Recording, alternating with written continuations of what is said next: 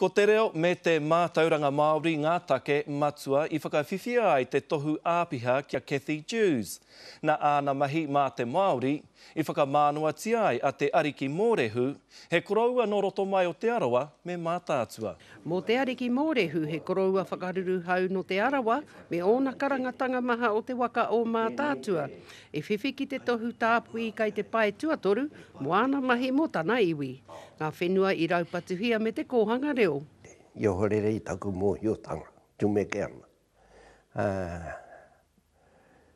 Ka mahi hoki au I te I wāku mahi, hei painga mō te iwi, tai atu ki wā tātau moko puna. I ko raina a te ariki mōrehu ki Murupara, te whaiti nui ātoi me rua tāhuna.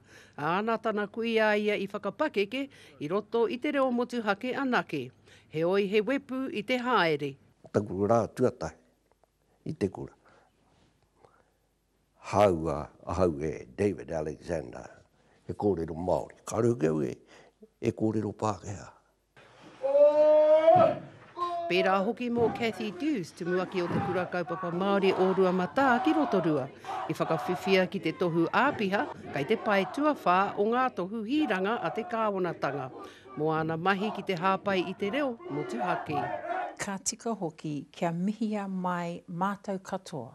Ko te hunga kua kaha I roto I ngā tau kua pahure nei, kua kaha ki te pakanga mo te reo, mā tēnei honore me ki kua mihia, kua whakamihia mātau katoa. E hara ko hau anake.